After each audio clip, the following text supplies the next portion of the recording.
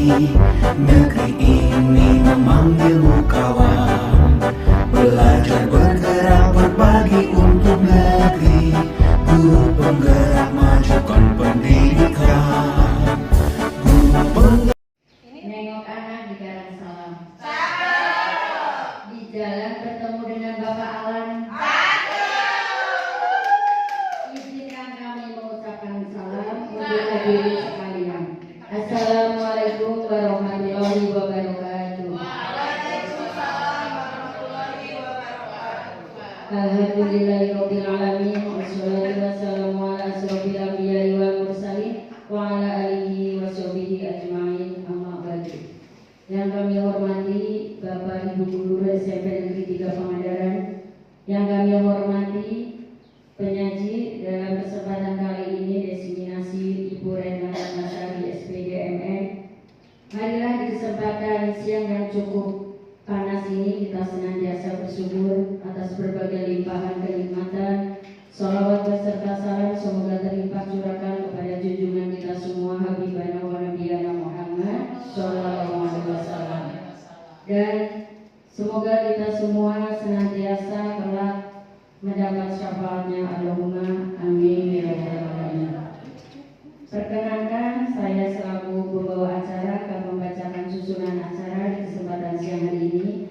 Yang pertama pembukaan, yang kedua menyanyikan lagu Indonesia Raya, yang ketiga sambutan dari kepala sekolah. Di kesempatan kali ini nanti akan diwakili oleh Bapak Tono Hartono. Acara inti desiminasi tentang budaya positif, dan yang terakhir penutup doa. Marilah di pembukaan kali ini kita baca basmalah bersama-sama. Bismillahirrahmanirrahim. Terima kasih. Semoga dengan bacaan basmalah tadi acara desiminasi kali ini akan senantiasa mendapat ridho dari Allah dan berjalan lancar. Allahumma amin ya rabbal alamin. Selanjutnya menyanyikan lagu Indonesia Raya. Kepada Dirjen Ibu Nurul kami persilakan. Hadirin dimohon berdiri.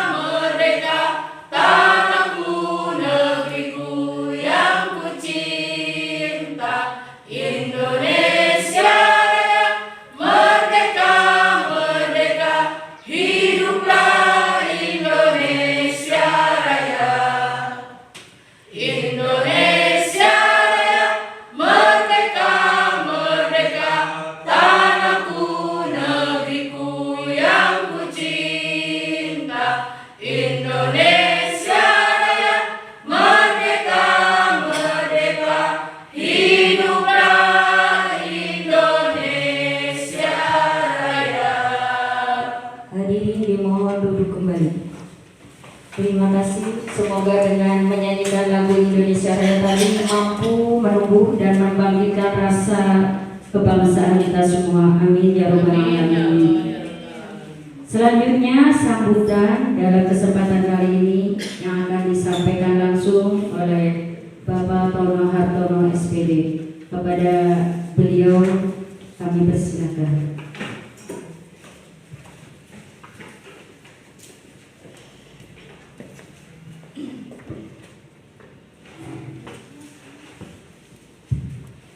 Bismillahirrahmanirrahim. Assalamualaikum warahmatullahi wabarakatuh. Waalaikumsalam warahmatullahi wabarakatuh. Alhamdulillahirabbil alamin wa bihi nasta'inu ala umuri dunya waddin. Wassalatu wassalamu ala asyrofil anbiya'i wal mursalin sayyidina wa maulana Muhammadin wa ala alihi washabihi ajmain. Amma ba'd. Alhamdulillah pada siang hari ini kita semua masih diberikan kesehatan sehingga bisa berkumpul di tempat ini dalam rangka destinasi dari guru penggerak.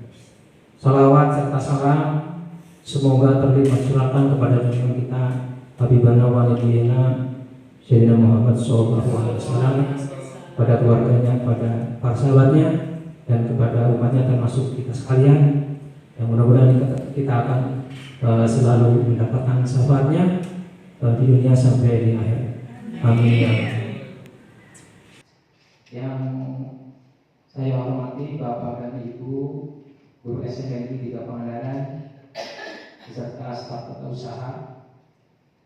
Pada hari ini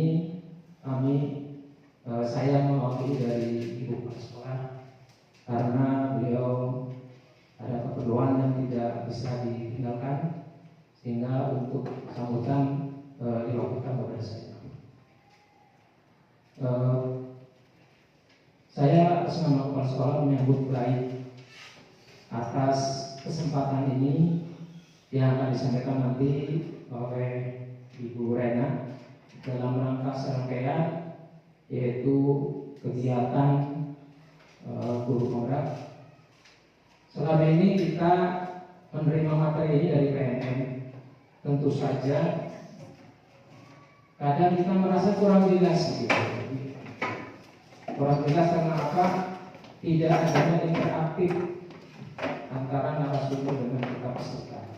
Nah, dengan kesempatan ini mudah-mudahan bisa menambah pemahaman bagi kita atas materi yang nanti akan disebut adalah budaya positif. Maka dari itu mari kita simak kegiatan hari ini dengan sepenuh hati, dan yang lebih penting lagi adalah pelaksanaannya nanti dalam rangka kita melayani kegiatan belajar mengajar dengan para siswa di SMP Negeri Pangandaran. Ya, begitulah Bapak Ibu. Mudah-mudahan setelah selesai kegiatan hari ini kita bisa menerapkannya dalam kehidupan sehari-hari dalam rangka mencerdaskan siswa dan siswa di SMP Negeri Pangandaran. Mungkin itulah yang perlu disampaikan, budaya ya. Sekian saja dari saya. Wassalamualaikum warahmatullahi wabarakatuh. Terima kasih sambutannya, ya, menyambut baik tentunya.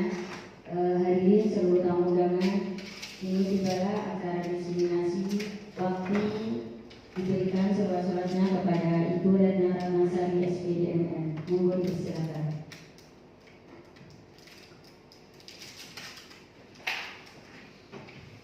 Bismillahirrahmanirrahim. Assalamualaikum warahmatullahi wabarakatuh. Mohon izin Bapak Ibu, saya berdiri di sini bukan maksud untuk menggurui atau merasa jauh lebih tahu.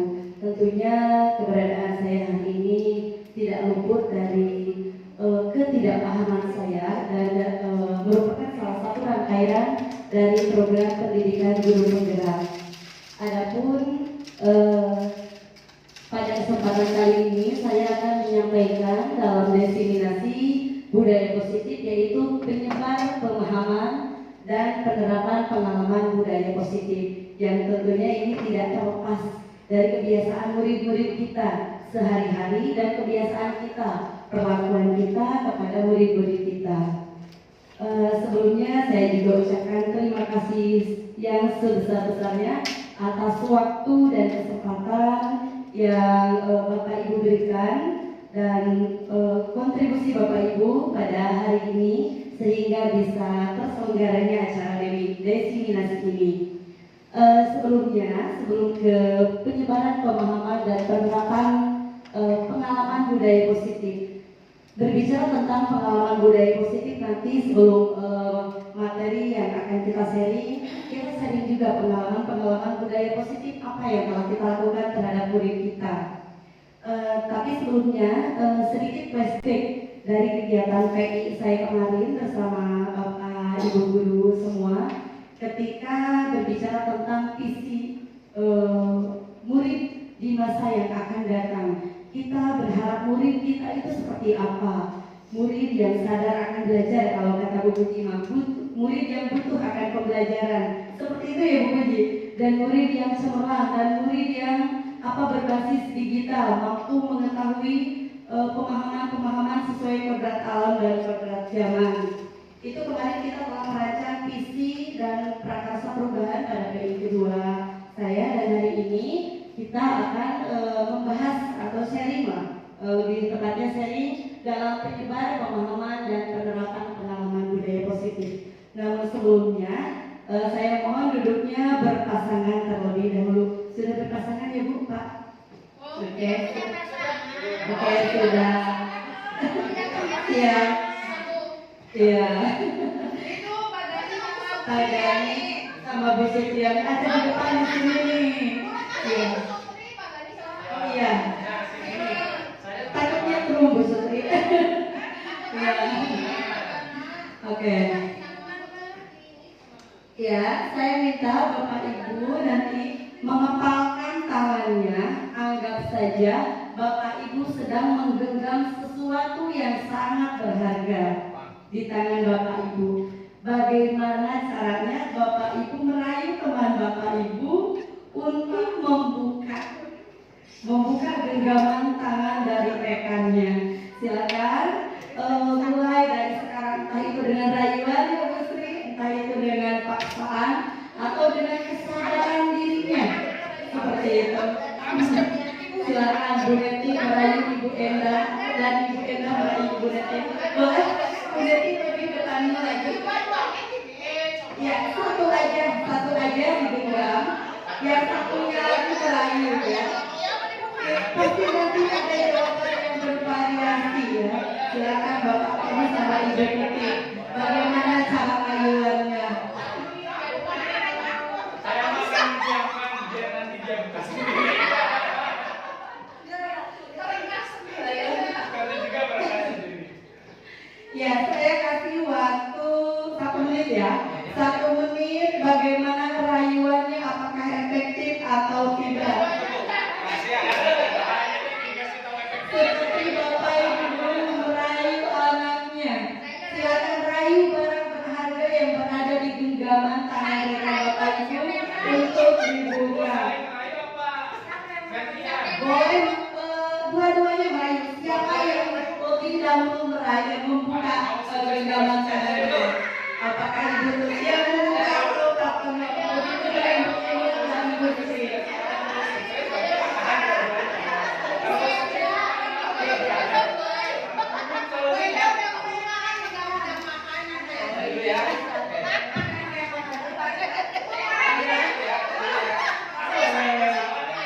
Nanti saya tes satu-satu ya. Bagaimana cara merayu dan bagaimana genggaman tangan bisa terbuka. Saya bisa menerapkan dari setengah. Kita lu masih butuhin ke depannya bagaimana?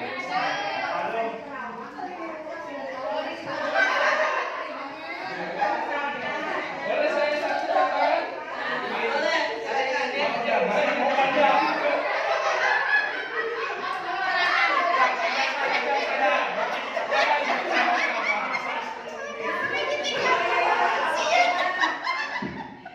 Oke, sudah bisa kita buka hasilnya Bapak Ibu? Oke, siapa dulu nih yang mau menjelaskan apakah tangannya masih bertahan digenggam atau sudah ada yang dibuka?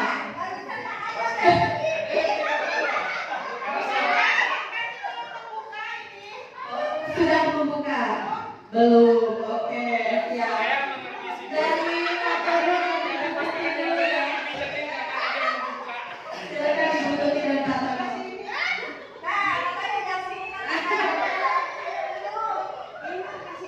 Untuk ini saya itu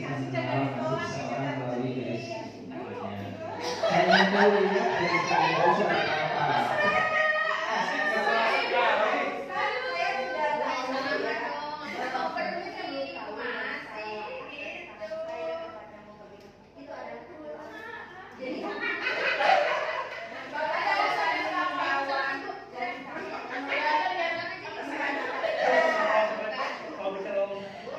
Berarti sama-sama tidak mau membuka ya?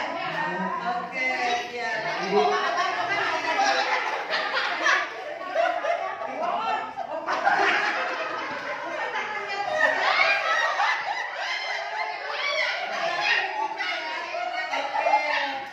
Barusan secara mereka sudah membukakan tangannya untuk Ibu Tuti.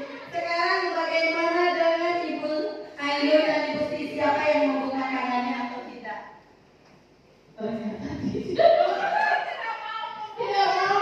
Rayuannya tidak efektif ya? Tidak efektif. Aku saya gagal nih. Oke. Kalau Bu Sri membuka tangannya enggak? Membuka. Di ujung ya? Sudah sadar ya, ya. Jadi intinya ternyata merayu orang juga harus punya skill ya, profesional itu. Kalau tidak profesional nggak bisa. Harus siapa saja.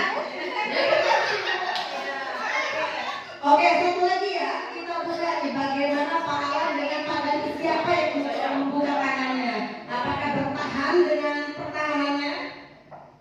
Assalamualaikum warahmatullahi wabarakatuh. Mohon maaf, ini tangannya pakai tangan kiri karena nggak boleh dibuka katanya. Karena barusan saya sudah berkoordinasi dengan Pak Gani, katanya kita akan tetap bertahan dua-duanya. Jadi kalau biasanya laki-laki itu berkomitmen ya Pak ya, makanya saya tanya dulu, kita mau win-win solution gimana nih? Mau buka dua-duanya atau mau bertahan dua-duanya? Kata Pak Gani, bertahan dua-duanya. Karena, seperti itu. Makanya saya menunggu waktu habis ini kayak gitu. Cuma nggak tahu nih, Pak Gani akan nggak mau membuka apa enggak? Saya tanya lagi sekali lagi, Pak Gani. Kalau misalkan Pak Gani di tangan kirinya ada uang 100.000, ya mau dikasihkan ke istri atau enggak? Kita dulu saya rekam dulu.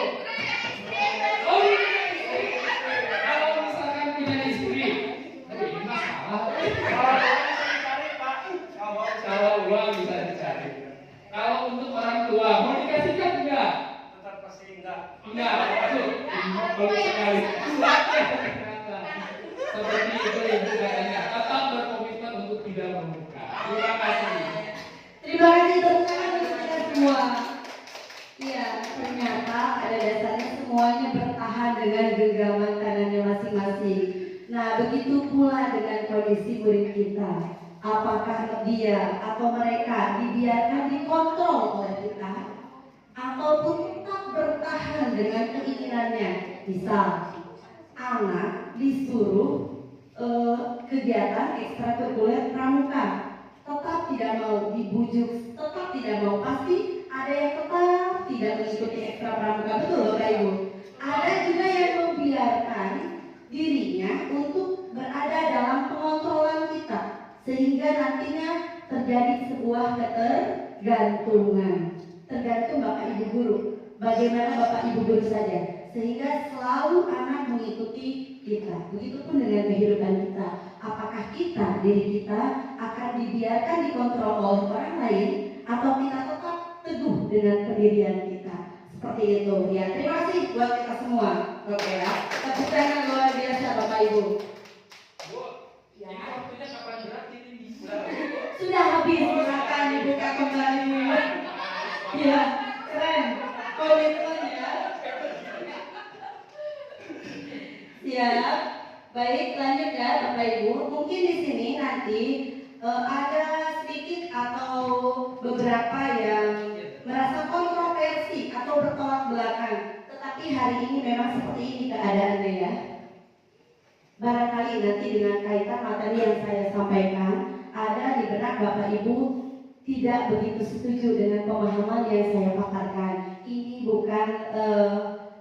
bukan serta serta-merta menurut saya, tetapi menurut ahli ya dari pendidikan guru penggerak yang saya dapatkan. Berikut adalah konsep inti budaya positif. Yang pertama, perubahan paradigma belajar, disiplin positif, nilai-nilai kebajikan, kebutuhan dasar manusia, motivasi perilaku manusia, posisi kontrol guru, keyakinan kelas, dan segitiga restitusi. Ini hari ini yang akan kita bahas secara bersama-sama. Jadi bagaimana perubahan paradigma belajar kita yang tadinya seperti apa dan hari ini harus seperti apa. Begitupun disiplin sampai segitiga restitusi. Yang pertama yaitu pembelajaran paradigma baru. Pembelajaran dengan paradigma baru berarti ini mindset atau pola pikir yang baru ya, merupakan pembelajaran yang dirancang berdasarkan prinsip pembelajaran berdiferensiasi, sehingga para peserta didik belajar sesuai dengan kebutuhannya berdasarkan tahapan perkembangan sesuai dengan teori psikologi modern untuk mewujudkan profil pelajar Pancasila. Adapun cerminan profil pelajar Pancasila sudah kita ketahui bersama, dari mulai beriman bertakwa kepada Tuhan Yang Maha Esa, mandiri, bernalar kritis, kreatif, bergotong royong, dan berkebinekaan global.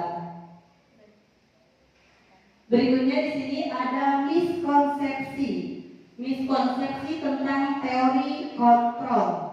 Awas ya, keselewat. Ini miskonsepsi tentang teori kontrol, ilusi guru mengontrol murid. Bagaimana kita mengontrol anak didik kita, dan ilusi bahwa orang dewasa berhak memaksa. Bapak Ibu suka memaksa anak-anak? Suka. Iya. Kalau nggak dipaksa dan nggak jalan, nah seperti itu. Di sini kita akan bedah ilusi bahwa semua pengetahuan positif, efektif, dan bermanfaat, serta ilusi bahwa kritik dan membuat rasa bersalah mampu menguatkan karakter.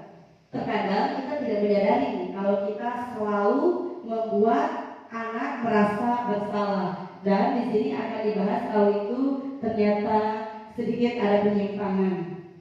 Berikutnya, mengubah paradigma stimulus respon ke pendekatan teori kontrolnya. Nah, ini teori kontrolnya dari mulai stimulus respon sesuai realitas kebutuhannya kita sama, tetapi menurut teori kontrol kita berbeda.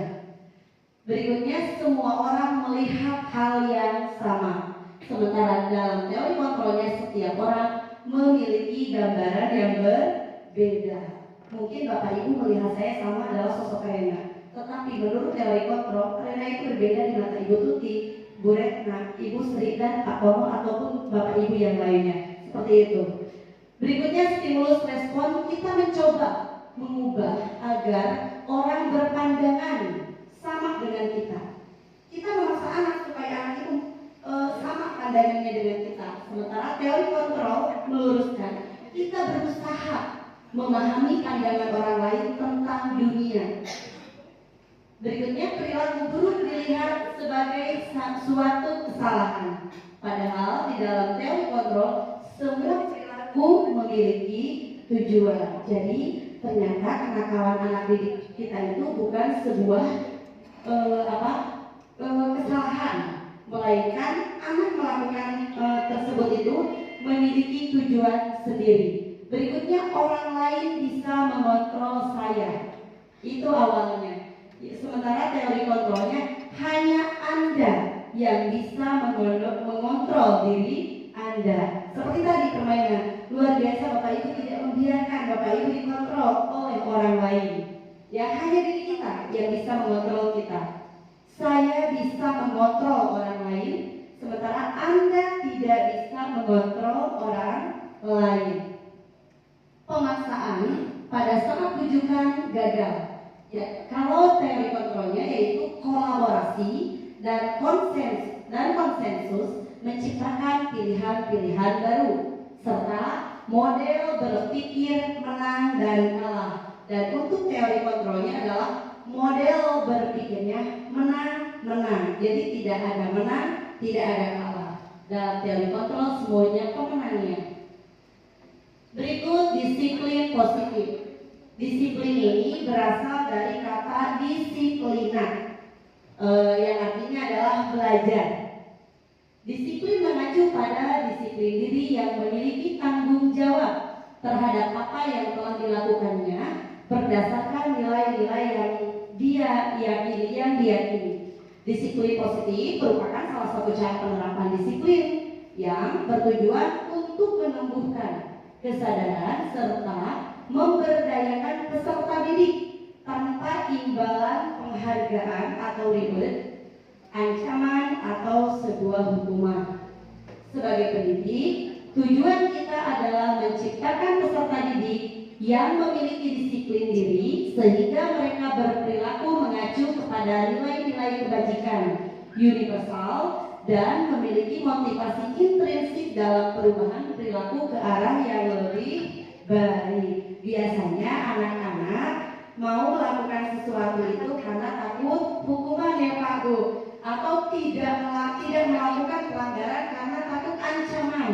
Nah, di sini di dalam disiplin positif ini melepaskan atribut-atribut serta ancaman karena mau melahirkan nilai-nilai yang diyakininya sebagai tanggung jawab anak didik kita atau murid kita.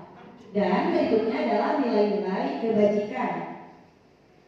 Nilai-nilai kebajikan adalah sifat-sifat positif manusia yang merupakan tujuan mulia yang ingin dicapai setiap individu. Betul Bu? Sepakat ini? Sepakat kita ingin mencapai sifat-sifat positifnya, betul ingin dicapai? Oke. Contoh nilai kebajikan institusi atau organisasi. Berikut contoh-contohnya. Ini dari cerminan profil pelajar Pancasilanya, beriman dan bertakwa kepada Tuhan Yang Maha Esa dan berakhlak mulia, berkebinekaan global, gotong royong, mandiri, kreatif dan bernalar kritis. Dan berikutnya toleransi, rasa hormat, integritas, mandiri, menghargai, antusias, empati, keingintahuan, kreativitas, kerjasama, percaya diri, dan komitmen. Berikutnya, dalam life skill-nya, keterampilan hidup, dapat dipercaya, lurus hati, pendengar yang aktif, tidak merendahkan orang lain, dan memberikan yang terbaik dari diri.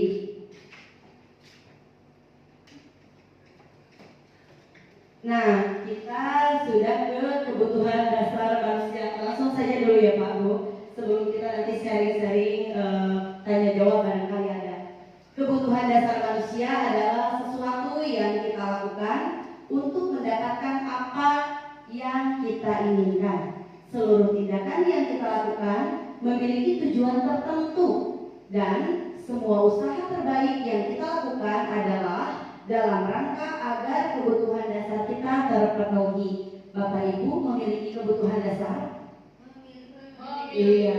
Apa sih kebutuhan dasar kita? Kasih sayang, perhatian, ingin dipuji, makan, uang. Betul uang Bapak Ibu? Betul. Itu juga sama kebutuhan dasar. Kehangatan termasuk tadi. Kata kebutuhan apa? Iya, bertahan hidup.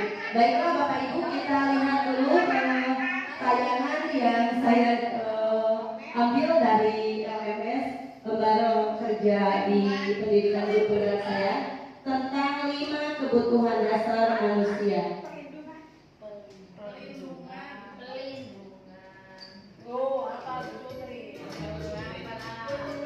Silakan, selamat menyaksikan.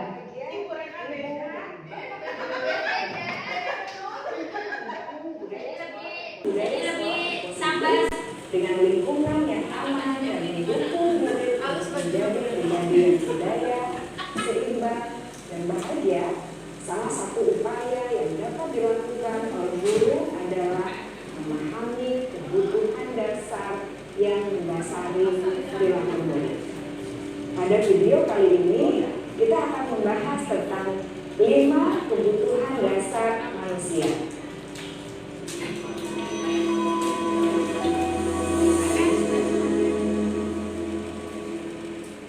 Ki Hajar Dewantara dalam salah satu kutipannya menyatakan, kita ambil contoh perbandingannya dengan hidup tumbuh-tumbuhan. Seorang petani dalam hakikatnya sama kewajibannya dengan seorang pendidik yang menanam padi misalnya. Hanya dapat menuntun tumbuhnya padi. Dia dapat memperbaiki kondisi tanah, memelihara tanaman padi, memberi pupuk dan air, membasmi ulat-ulat atau jamur-jamur yang mengganggu hidup tanaman padi, dan lain sebagainya. Ketika guru memahami kebutuhan apa yang mendasari perilaku murid, dan guru berusaha menuntun dan mendukung murid dalam memenuhi kebutuhannya secara positif, seluruh tindakan manusia memiliki tujuan tertentu, yaitu memenuhi kebutuhan dasarnya. Ketika kelima kebutuhan dasar telah terpenuhi secara memadai, maka murid akan tumbuh dengan seimbang dan bahagia.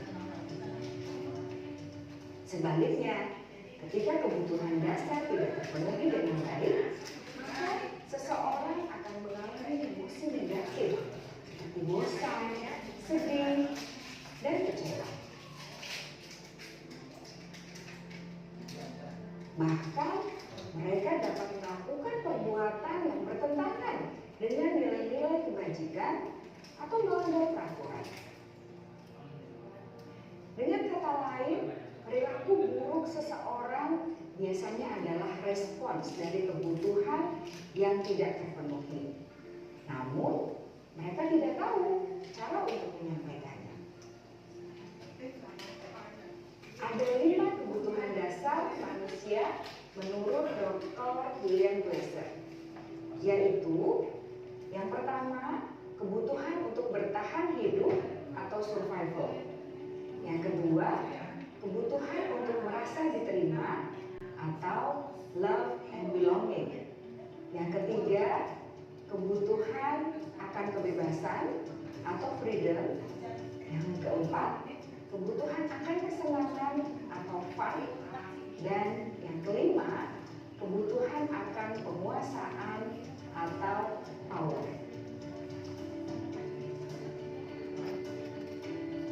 Kebutuhan dasar yang pertama adalah kebutuhan yang bersifat fisiologis untuk bertahan hidup atau survival. Misalnya, kesehatan, rumah, dan makanan. Kebutuhan biologis sebagai bagian dari proses reproduksi termasuk kebutuhan untuk tetap bertahan hidup. Kebutuhan untuk merasa aman juga termasuk dalam kebutuhan ini.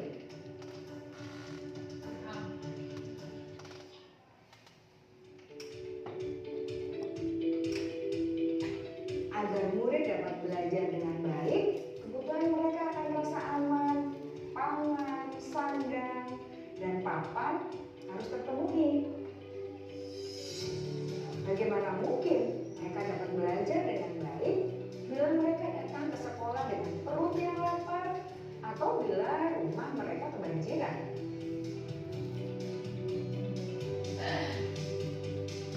Setelah kita mengetahui kebutuhan pertama yang sebagian besar bersifat fisiologis, mari kita lihat kebutuhan kedua sampai kelima yang semuanya berhubungan dengan psikologis. Mari kita lihat kebutuhan yang kedua, yaitu kebutuhan akan perasaan diterima oleh kelompok atau komunitasnya, atau kebutuhan love and belonging.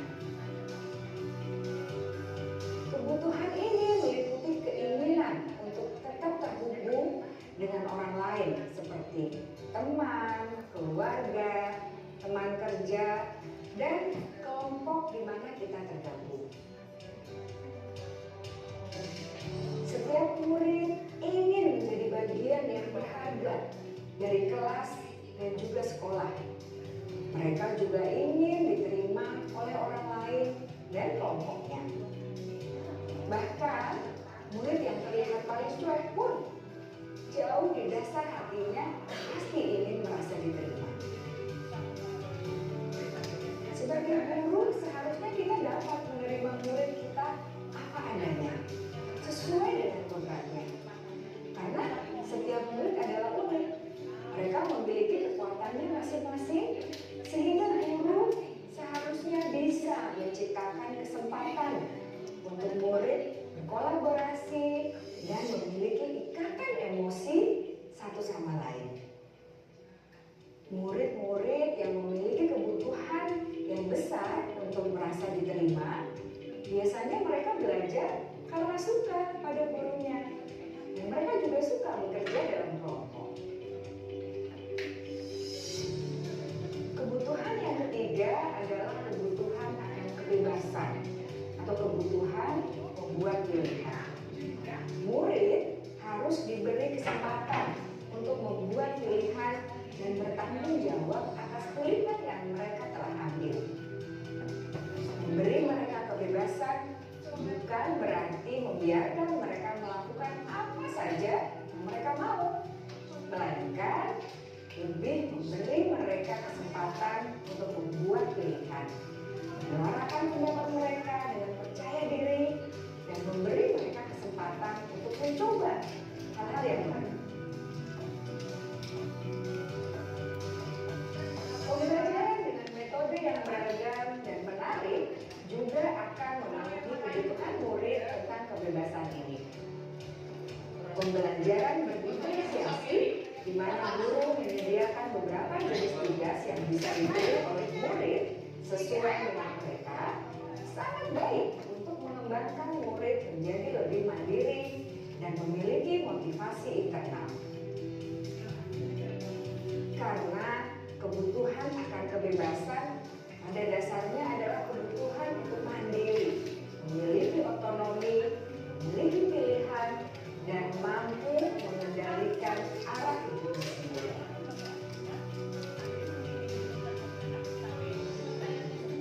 Kebutuhan yang keempat adalah kebutuhan akan kesenangan. Bayangkan Bapak Ibu, hidup tanpa rasa senang, betapa menyedihkannya.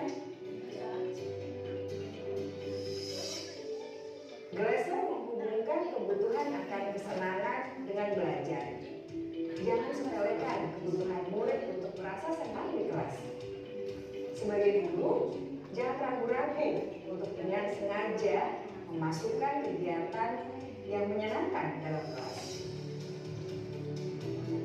Murid-murid dengan kebutuhan dasar kesenangan yang tinggi ingin menikmati apa yang mereka lakukan. Mereka juga konsentrasi tinggi saat mengerjakan hal-hal yang disenangi.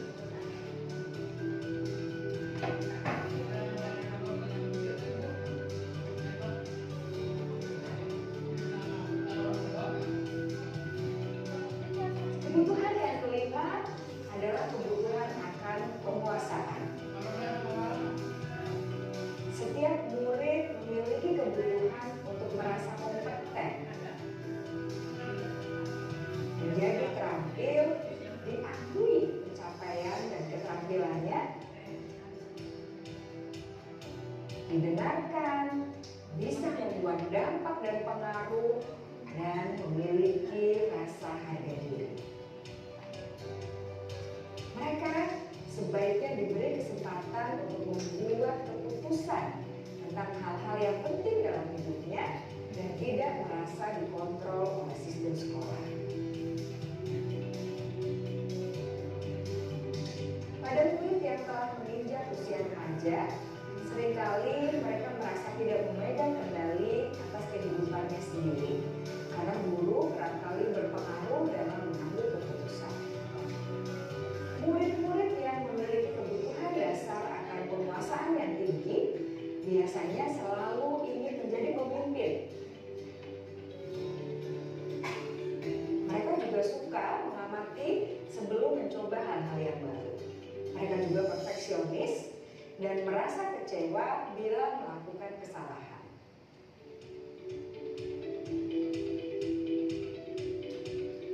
Ibu dan Bapak guru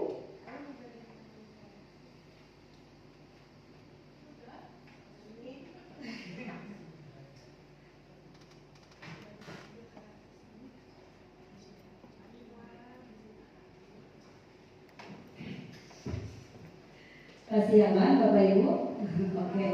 Tadi kita sudah melihat tayangan tentang 5 kebutuhan dasar manusia, yang mana sudah dijelaskan ternyata setiap murid itu adalah unik ya. Jadi kita ternyata tidak boleh membedakan baik murid A, murid B ataupun murid Z ya.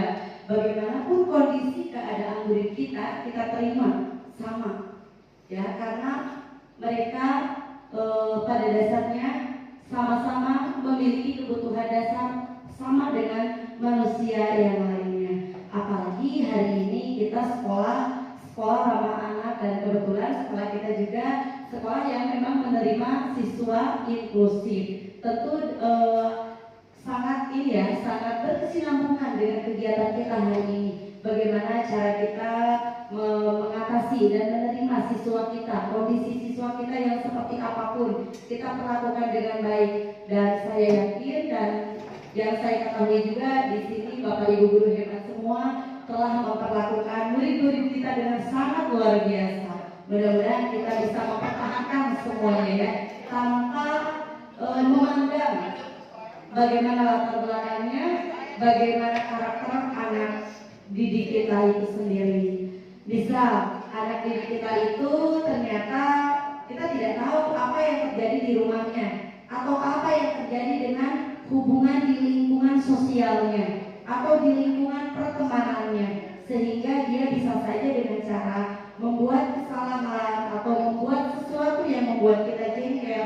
Dia sedang mencari sebuah perhatian. Ya, ini diperhatikan. Nah, sama halnya dengan di sini ada, ya sudah tadi ya, 5 kebutuhan dasar manusia, dari mulai makanan, pakaian, tempat tinggal, keamanan, kesehatan. Kita membutuhkan semua ini ya, dan alhamdulillah kita semuanya bisa makan Pak, bisa ya, bisa berpakaian, memiliki tempat tinggal, lingkungan kita aman, serta kita alhamdulillah diberikan kesehatan. Dan ketika kelima kebutuhan dasar ini sudah terpenuhi, insya Allah diri yang ada pada seseorang itu akan hidup senang dan siap menerima apa yang akan dihadapinya.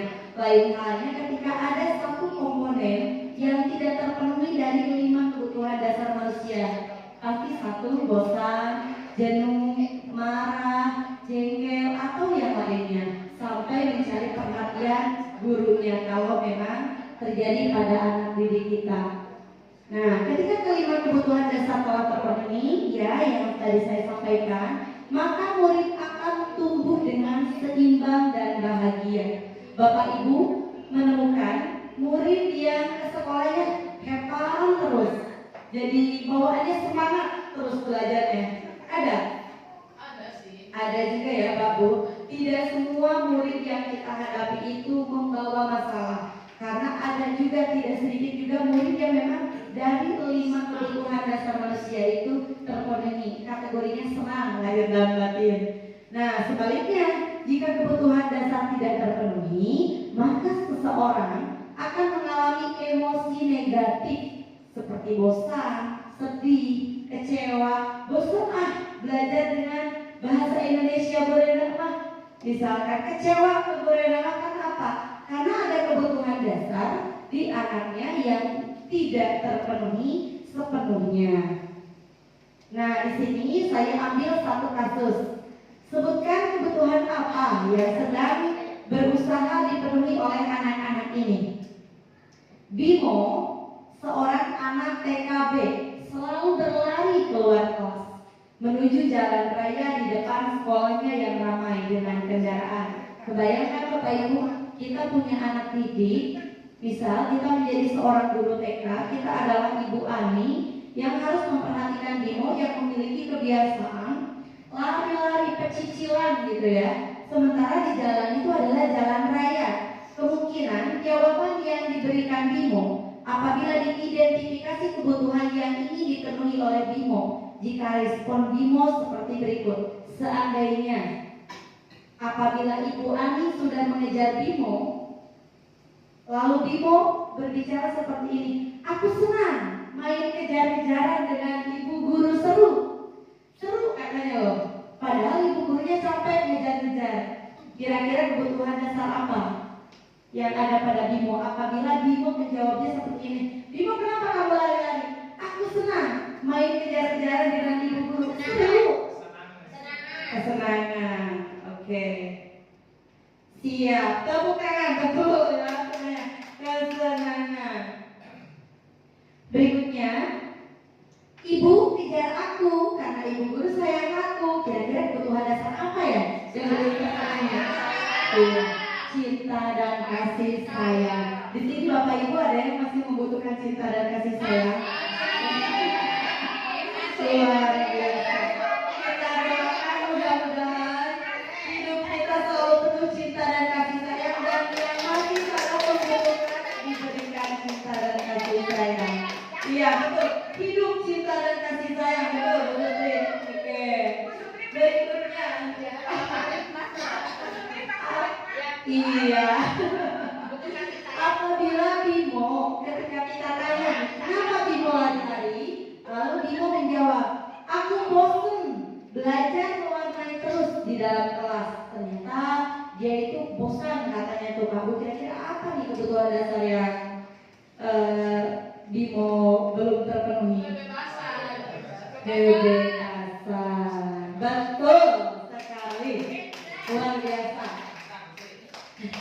Keren. Selanjutnya, aku hebat kan? Bisa bikin ibu guru kejar aku? Apa coba?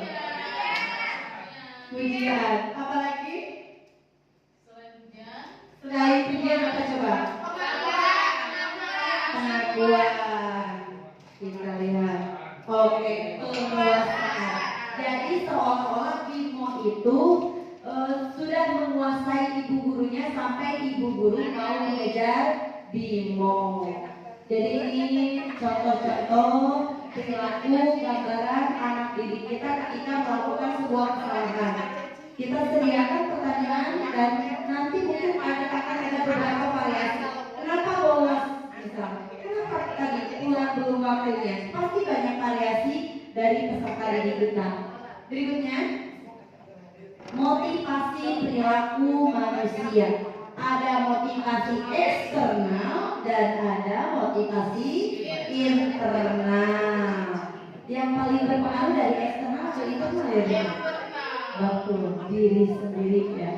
Nah, di sini untuk motivasi eksternal dan internal, untuk mendapatkan imbalan atau penghargaan dari orang lain, itu eksternal ya. Dan untuk menghindari ketidaknyamanan atau hukuman supaya tidak dihukum, berarti itu motivasi eksternal. Sementara untuk motivasi internalnya adalah untuk menjadi orang yang mereka inginkan dan menghargai diri sendiri. Jadi si anak menghargai dirinya sendiri dengan nilai-nilai yang mereka percaya. Kalau berbuat baik itu kebutuhan kita, kalau berbuat baik itu merupakan sebuah kebajikan. Motivasi perilaku manusia, menurut Anda dari ketiga jenis motivasi tadi, motivasi mana yang saat ini paling banyak mendasari perilaku murid-murid sekolah kita? Apakah tadi secara internal atau eksternal yang paling banyak? Karena hukumankah, karena pujiankah, atau memang kesadaran diri sendiri biasanya? Hari ini yang banyak sekali di sekolah kita, anak didik kita khususnya. Tapi kalau melihat usia anak kita itu rata-rata motivasinya dari luar, bukan dari dalam. Jadi eksternal, jadi motivasi dari orang tuanya harus sekolah, lingkungan juga harus sekolah. Kalau internalnya mungkin hanya berapa persen. Nanti kalau sudah berpikir lebih dewasa lagi, pasti anak condongnya ke motivasi internal. Ya sekolah itu penting, saya harus benar sekolahnya. Iya, terima kasih Ibu Siti yang sudah ikut membantu ya. Iya betul sekali Bu.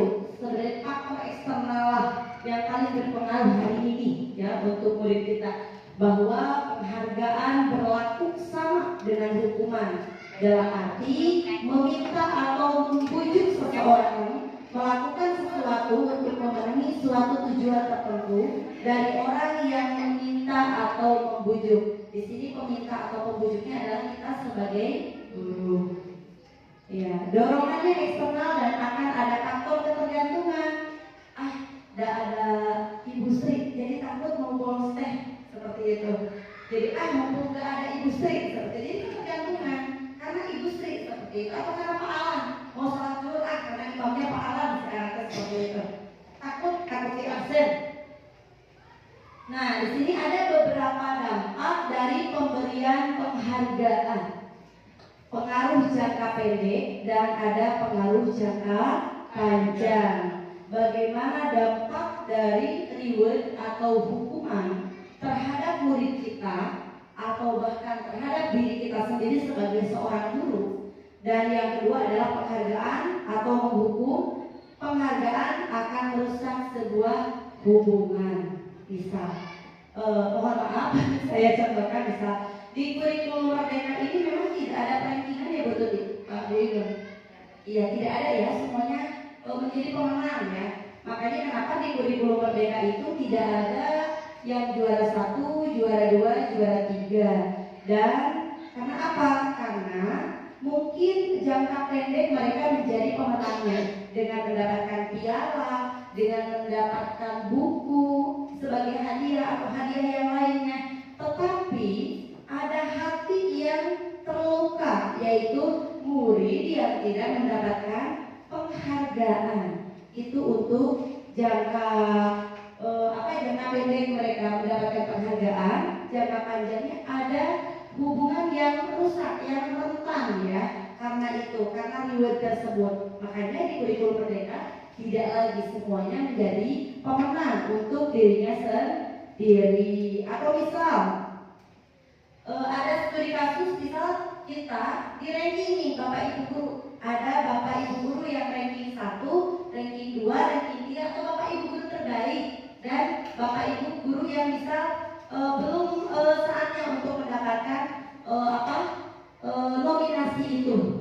Pada dasarnya mungkin pimpinan akan memberikan reward, penghargaan atas capaian apa yang telah diberikan, tetapi karena semua orang memiliki pandangan yang berbeda, mungkin itu akan merusak sebuah hubungan. Ada ketidaksukaan karena sama-sama merasa berjuang, sama-sama ikut merasa andil. Begitupun dengan kita dan murid kita. Makanya di sini ada beberapa dampak dari pemberian penghargaan. Ada pengaruh jangka pendek dan ada pengaruh jangka panjang. Seperti itu.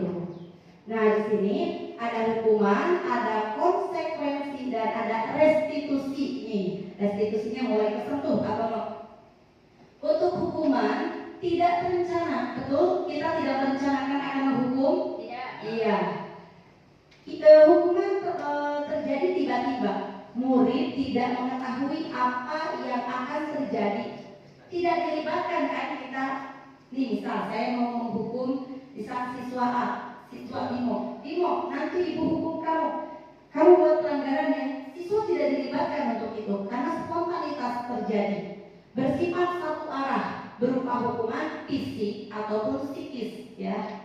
Itu hukuman jadi terjadi secara spontanitas dan siswa tidak terlibat.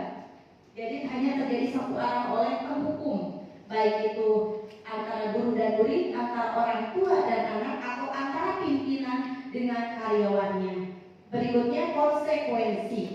Konsekuensi adalah perencana atau disepakati sesuai peraturan murid, tetap dibuat tidak nyaman. Sikap guru selalu memonitor murid. Ini kita biasanya membuat keyakinan kelas, bukan keyakinan kelas ya Bapak Ibu. Tetapi misalnya keyakinan kelas, kita misalnya membuat anak-anak itu kadang-kadang iseng, Bu kalau tidak nyampu bayar 5.000 misalnya, kalau misalkan tidak pindah tunggu bayar 2.000. Itu kan sebuah konsekuensi dari apa yang telah dilakukannya.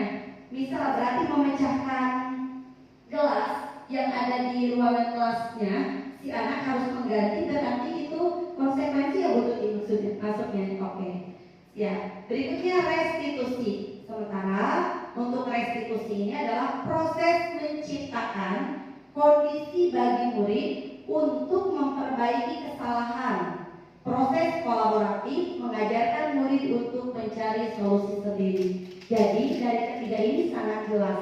Kalau hukuman terjadi satu arah tanpa ada penglibatan murid, kalau konsekuensi memang ini hasil kesepakatan bersama, tetapi ada monitor guru ya terhadap murid. Sementara restitusi ini tidak mengambil keputusan terlebih dahulu, tetapi ini berkolaborasi antara guru dan murid yang melakukan kesalahan tanpa membuat si anak merasa bersalah. Di sini ada satu kasus yang saya sematkan. IPA kurang menguasai pelajaran matematika sehingga pada saat pelajaran tersebut berlangsung dia lebih banyak berdiam diri atau menggambar di buku pelajarannya. Suka begitu Bu Mana? Ada anak yang seperti itu? Ada sebenarnya ya, pelajaran saya juga. Banyak, Iya. banyak. Betul sekali ya, mencari ini karena tidak suka. Ya mau di meja, di topi, ya di buku. Ya, pada saat guru matematika, Pak Seno menanyakan pertanyaan, IPA menjadi gugup, ya, karena kaget ya, tidak tahu dan tidak sengaja menjatuhkan tasnya dari kursi, serta tiba-tiba menjadi gagap pada saat berupaya menjawab. Seluruh kelas pun tertawa melihat perilaku IPA yang bicara tergagap dan terkejut tersebut. Pak Seno pada saat itu membiarkan teman-teman IPA menertawakan IPA yang tergagap dan malu luar biasa. Dan malahan minta IPA untuk maju ke depan dan berdiri di depan kelas sambil menunjuk hidungnya karena tidak bisa menjawab pertanyaan Pak Seno. Kamu mungkin kurang seperti itu ya, sambil menunjuk hidungnya. Kelas makin gaduh, biasanya anak suka begitu ya Pak Bu. Dan anak-anak pun tertawa melihat IPA di depan kelas memegang ujung hidungnya. Kebayang nggak Pak Bu, Pak Seno megang ujung hidung si anak, gegara anak tergagap ya. Yang pertama, apakah Anda setuju dengan tindakan Pak Seno terhadap IPA? Kenapa coba? Karena dipermalukan. Jadi rendah diri itu. Bukannya malah suka sama pelajaran itu malah jadi makin tidak Oke, terima kasih. Dan menurut Anda tindakan Pak Seno terhadap IPA adalah sebuah hukuman atau konsekuensi? Barangkali Ibu Sri mengapa? Tadi kan Pak Seno ya, jadi memberikan hukuman sebab mempermalukan di hadapan teman-temannya, itu kategorinya termasuk membuli. Jadi suasana kelas juga tidak kondusif, anak ribut dan ramai, dan si anak tadi yang si IPA tadi justru malu, terus nantinya enggan dengan berhadapan dengan guru tersebut dan pelajaran itu. Jadi bukan apa tadi itu termasuk hukuman sebenarnya. Walaupun tidak disengaja bahwa Pak Seno itu menghukum anak. Itu saja Bu. Iya, makasih. Terima kasih Ibu Sri. Ya betul ya, tentunya kita tidak setuju dengan perilaku Pak Seno. Oke, hukuman atau konsekuensi membersihkan coretan yang dibuatnya di meja tulis. Menurut Bapak Ibu ini hukuman atau konsekuensi? Oke, konsekuensi. Betul. Terima kasih. Berikutnya, murid diminta untuk push up 15 kali. Pernah nih? Oke. Tidak menggunakan masker ke sekolah. Alatnya saya nggak pernah ya. Nah, posisi kontrol seorang guru yang pertama itu bisa menjadi penghukum atau pembuat merasa bersalah, atau malah bisa menjadi teman, atau menjadi pemantau, dan yang terakhir sebagai manajer. Contoh penerapan 5 posisi kontrol guru. Oke, biar tidak ini. Kasus murid tidak memakai atribut lengkap saat upacara bendera, tapi supaya lebih greget kita lihat tayangan saja ya Bapak Ibu. Mohon izin saya tampilkan.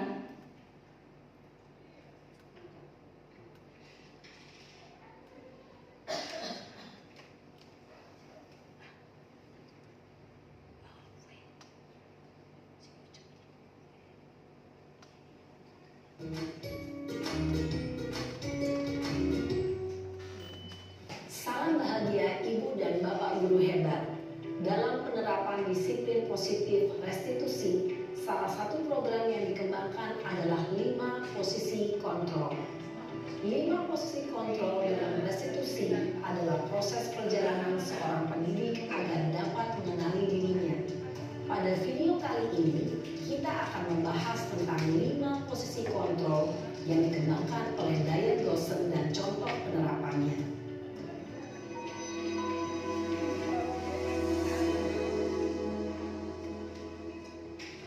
5 posisi kontrol itu adalah 1. Posisi penghukum, 2. Posisi pembuat merasa bersalah, 3. Posisi teman, 4. Posisi pemantau atau monitor, dan 5. Posisi manajer. Untuk lebih memahami kelima posisi tersebut, mari kita saksikan kasus Naren yang terlambat hadir 20 menit di sekolah dan melihat bagaimana kelima posisi kontrol dalam menghadapi masalah tersebut.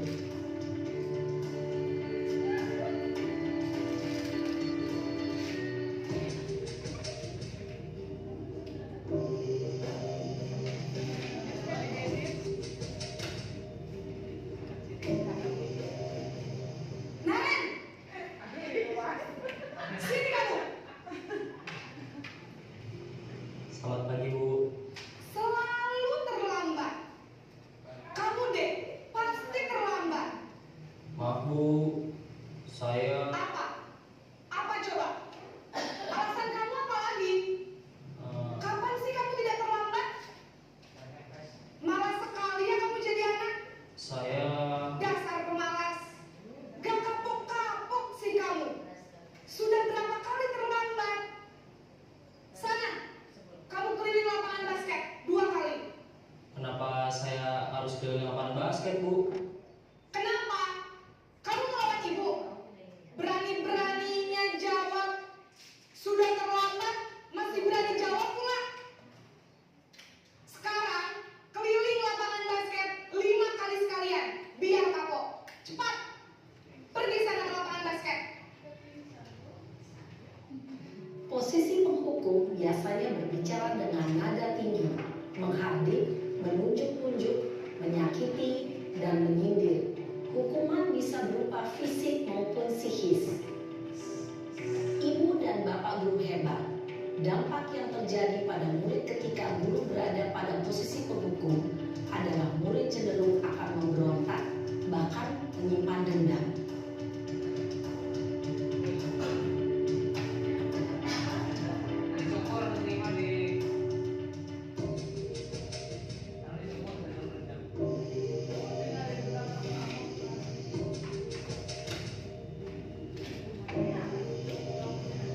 Naren,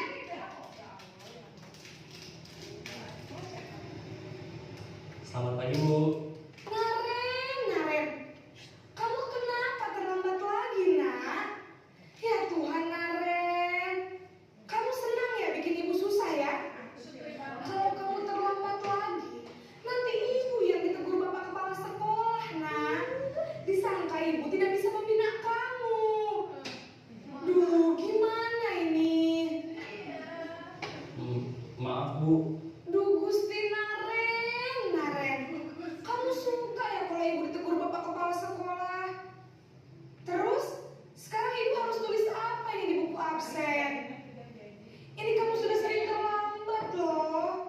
Ibu harus apa coba? Maaf, Bu. Maaf sekali.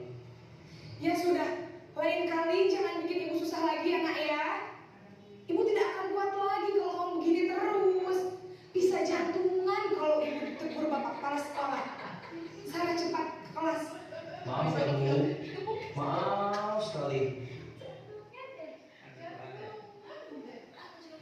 Posisi pembuat rasa bersalah berbicara dengan nada tenang, cenderung lembut, namun kata-kata yang diutarakan membuat murid merasa menjadi orang yang gagal, memandang buruk dirinya sendiri, merasa tidak berharga, dan tidak sanggup membahagiakan orang lain. Ketika guru mengambil posisi pembuat rasa bersalah, murid akan menganggap dirinya yang bersalah dan ia akan menyimpan emosi negatif tersebut di dalam dirinya.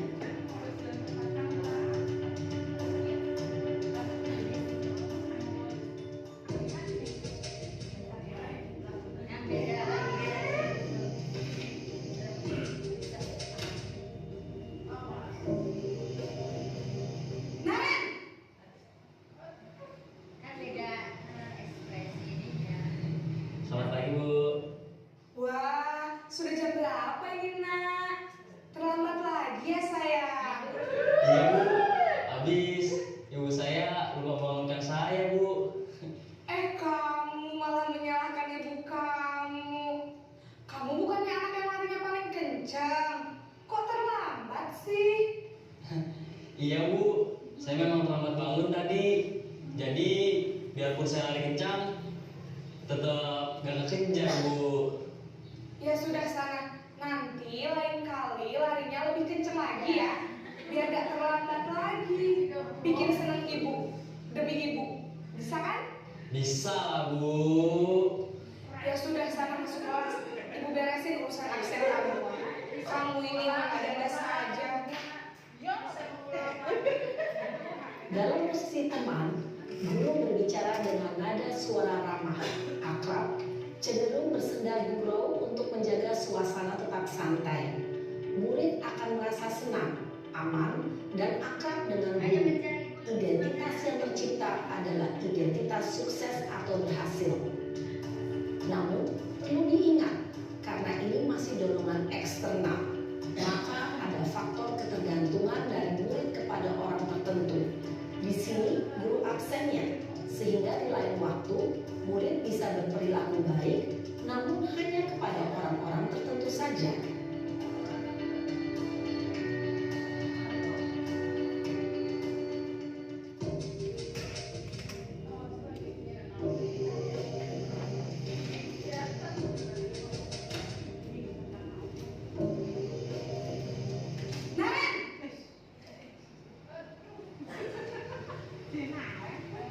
Selamat pagi Bu.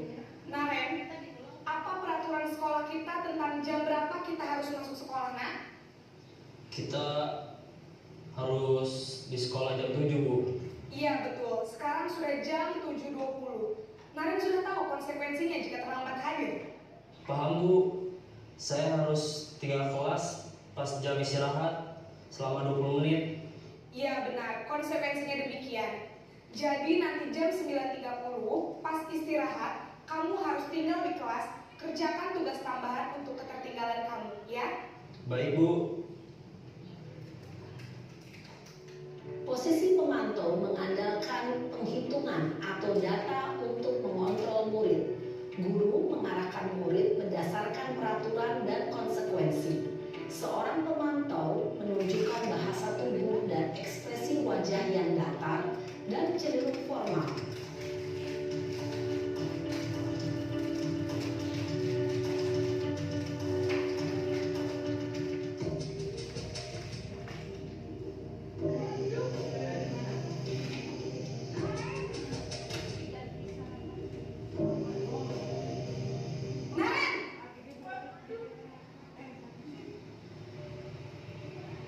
Selamat pagi Bu. Selamat pagi, Naren. Maaf Bu, saya terlambat. Iya, sekolah masuknya jam 7, sekarang sudah jam 7.20. Jadi sekarang bagaimana ini, Naren? Maaf Bu, saya lupa setel alarm saya semalam. Baiklah, menurut kamu, keyakinan sekolah yang mana yang perlu kamu tingkatkan? Menghargai diri sendiri dan orang lain mungkin ya Bu.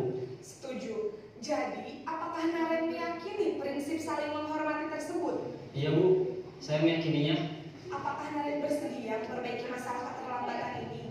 Bersedia Bu. Bagaimana kamu akan memperbaiki masalah keterlambatan ini?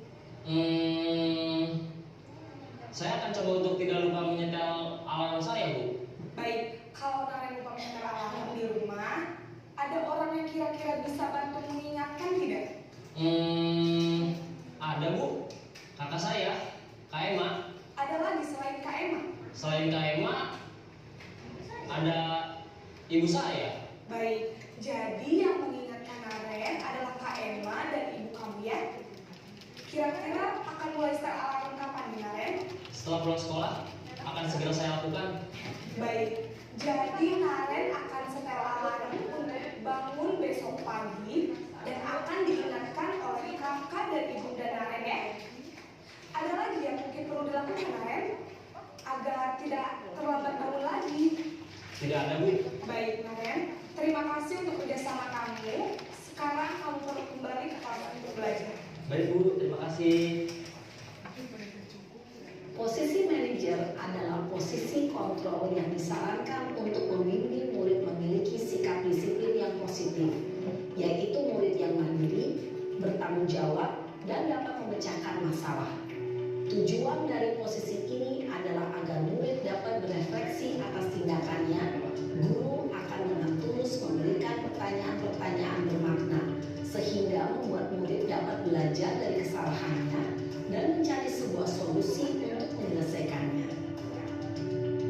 Ibu dan Bapak guru hebat, setelah mengamati adegan kelima posisi kontrol tadi, kira-kira posisi mana?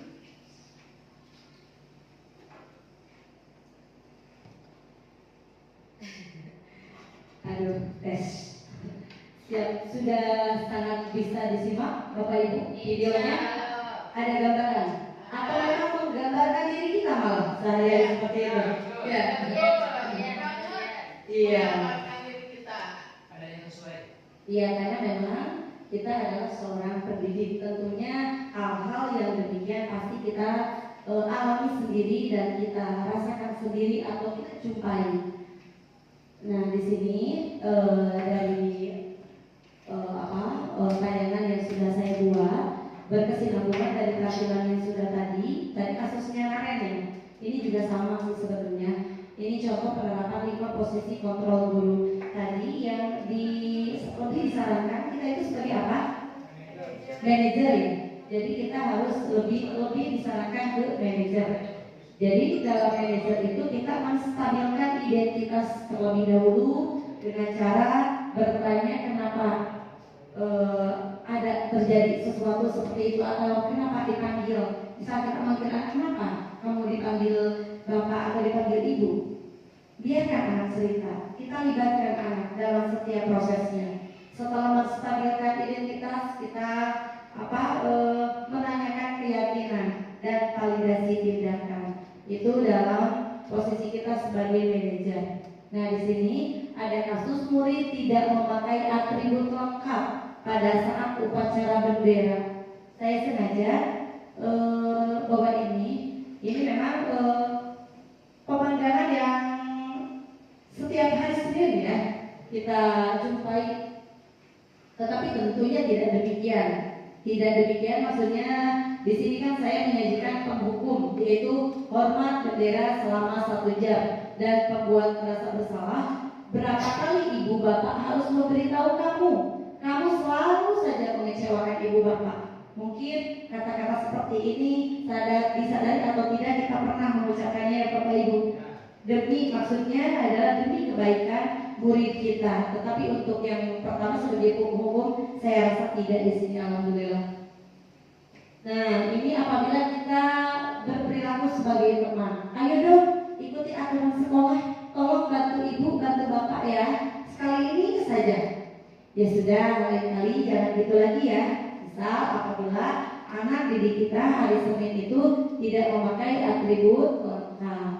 Beda halnya dengan pemantau. Kamu sudah melanggar peraturan sekolah. Kamu tahu konsekuensinya.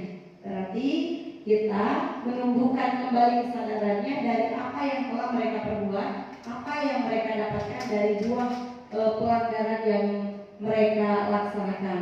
Setelah upacara, kamu beli atribut ke koperasi dan jangan diulangi lagi. Berikutnya sebagai manajer, apakah kamu tahu kesalahanmu? Kira-kira bagaimana kamu memperbaiki kesalahanmu? Jadi karena anak yang melakukan kesalahan, kita kembalikan lagi ke anak. Seperti itu Bapak Ibu. Nah, posisi kontrol, apakah aku pasti selalu yang terakhir selesai? Nah, ini adalah penghukum ya. Misalkan pasti selalu yang terakhir selesai bisa ketika kita mendapatkan anak yang lamban di kelas. Kalau ini Bapak Ibu, posisi kontrol apa coba? Sanksi atau konsekuensinya apa? Kira-kira apa ya? Sanksi atau konsekuensinya apa? Iya, yaitu pemantau. Berikutnya, ayo bantulah demi Bapak ya. Ibu ya. Oke. Sebagai teman. Berikutnya, gimana coba? Kalau orang tua kamu tahu, kamu berbuat begini. Betul. Berbuat merasa bersalah.